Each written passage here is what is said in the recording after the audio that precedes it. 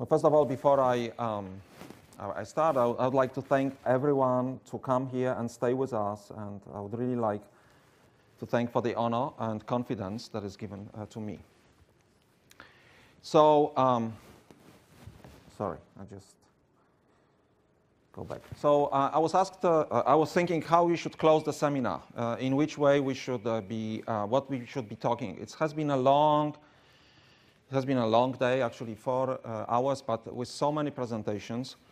So I've been thinking about maybe I should, the topic that I have to present here, that I want to present, is the way ahead. What are the future research needs and for the center and generally for the society, is that I should make it a little bit more relaxed way. And when I was preparing for the presentation, I was thinking that the center was formed in 1998.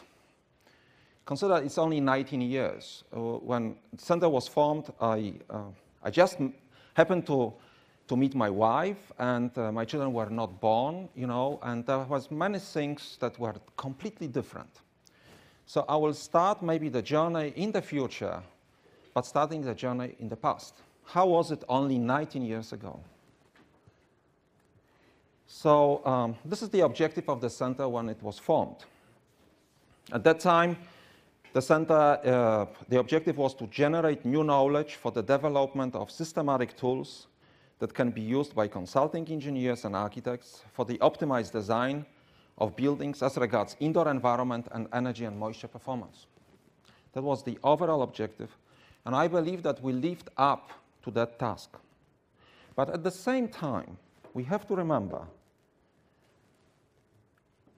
that in 1998, we had a completely different context when this objective was formed. The green architecture and energy certification of buildings still was in the infancy. There were no building certification schemes. BREEAM was in use because it was released in 1990. USGBC was formed in 1993, but first LEED was unveiled in 2000. CASB in 2001, Green Star in 2003, DGNB in 2007. 2007 was already 8 years or 9 years of the existence of the center. There were no formal directive of the energy performance of buildings, and climate change and global warming was acknowledged, but basically there was only a Kyoto Protocol, which was put in force later in 2005. So it has been completely different context. Still, we had energy in the title. What we knew about indoor climate at that time, and what was the indoor climate research at that time? It's only 19 years back. So perceived air quality was one of the major IAQ metric. Today, probably very seldom used. There was just adaptive thermal comfort model, which was just argued so much by Peter, was just about to be introduced. SBS symptoms, sick building syndrome symptoms, were acknowledged as real, not psychomatic syndrome. There was a lot of research on emissions from building materials, and at that time already the TVOC concept of integrated index for the emissions or the concentration of organic compounds in the air was already that. There was still ETS in the air, environmental tobacco smoke. There was smoking everywhere nearly. And there was a lot of discussion what to do about the smoking. There were early studies on chemistry. CFD was just getting the momentum, and there was few air quality guidelines published already at that time. So what was the IT context? We had desktop PCs with cathode ray tubes monitors. They were ubiquitous. Laptops were rare. Just Windows 98 was released at that time. Cellular phones with no capacity for taking pictures. Smartphones not available until 10 years later. In 2007, iPhone was released, 3. There was internet, and there was full web search available. But for example, Google just formed, and Google Scholar and Facebook not until 2004. YouTube until 2005. And we were younger.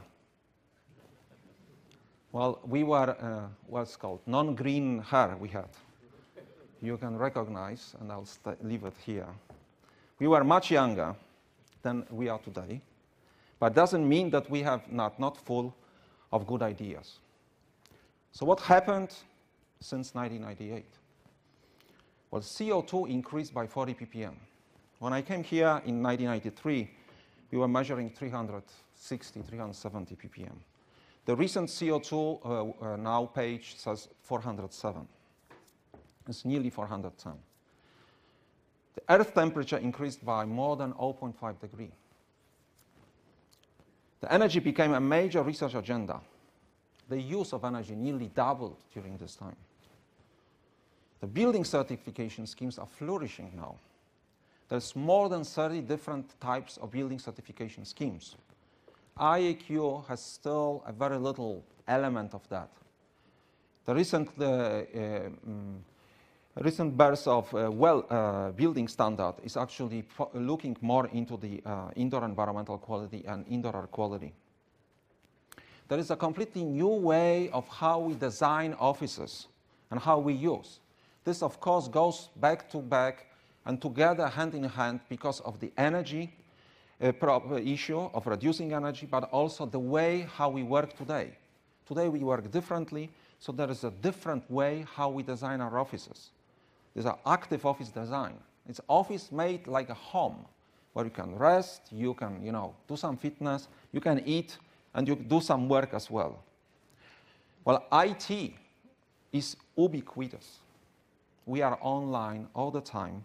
We have access to any publication just published by any journal at any second. It's a completely different situation today. So these are different challenges, of course, that we will be facing, and there's a different setup, basically different context. Of course, the center was active and had some few I put up some few to me, most important achievements since 1998, just to live up to the objective. So we produced the solutions for personal control, and I think the personal control is a challenge for the future, one of the challenges. We found the association between phthalates and asthma and allergy. We found the solution to the smelly filters mystery. We were very much researched into the impact of indoor environment on our performance, both at work and learning performance by children. We found how important is the human thermal uptake.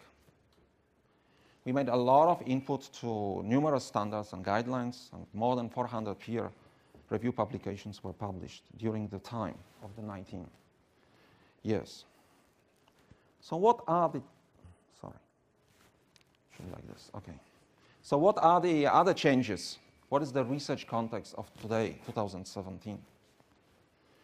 So I believe the important context is climate change, maybe not in the United States, but at least in the rest of the world. And this is actually setting up an agenda also for the research and the research of indoor air quality. Particularly important issues are the severe weather events and new pollutants arising naturally because of the changes in the environment. So the allergy periods or pollen periods are just changing because there are new pollens, allergens present. And there is increased likelihood of pandemic outbreaks because of the climate change. There is a building stock change. There are new buildings and retrofitted buildings that reduce energy consumption and carbon footprint, the so-called green buildings. So we need to, this is a very important topic that we have to face today. There is a lot of new man-made pollutants. Gabriel was pointing out some of those. Endocrine disruptors, flame retardants. They are supposed to protect us, but they are also create a harm and risk. Often, they are with very little toxicological evidence. There's overuse of scented products, at least in some parts of the world. Because of the retrofits and renovations that are happening, there is a reappearance of persistent organic pollutants that were stopped in the past, but they are still coming up, popping up in the existing building stop. The population also is changing. There is a rapidly growing hypersensitivity in a young population because of the changes in the environment. But also, we have to face the elderly because we live longer. So we have to take care also of those people.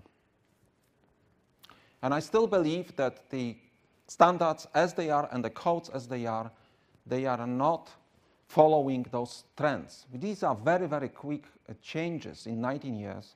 So we still, a lot of design is based on the minimum standards and codes. And I do not promote very much innovation. So what is the agenda for the future? Very briefly, I believe important topics are pointed here, and I believe that one of the important topics is IAQ metric. I believe that we lose to energy because we don't have a metric. As crude as it should be. We know that not all the metrics are perfect, but at least we could advance by having a metric. I think the future is a monitoring of total exposure with all the access to wearables and sensors and so on. We could actually monitor how people react to different conditions and learn from that.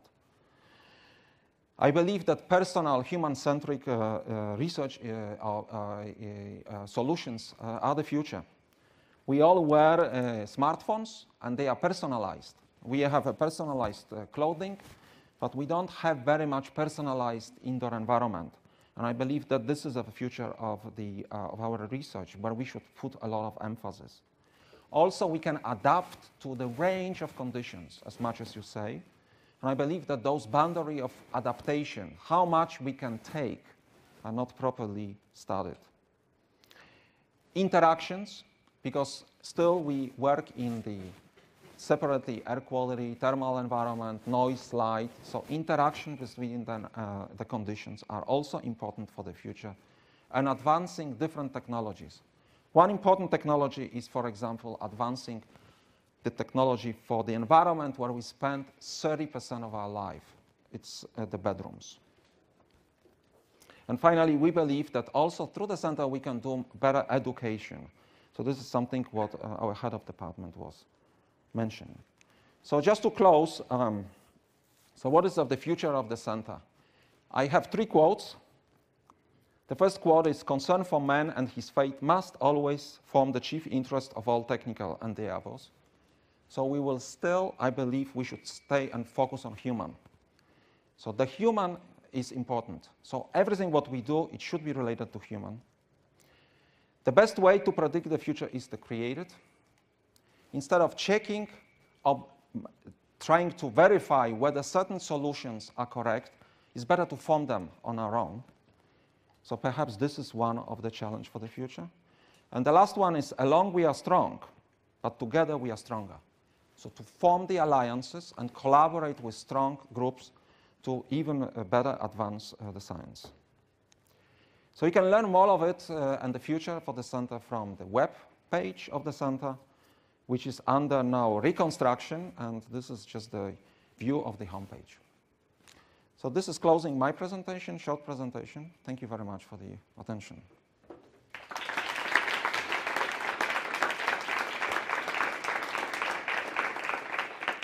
Well, with these words, I would like to thank once again all of the speakers for coming to the event, especially overseas speakers to come to the event.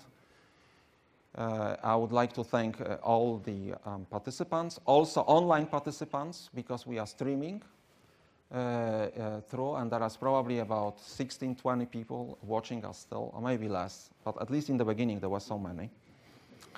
And thank you for the very, very interesting and fruitful afternoon.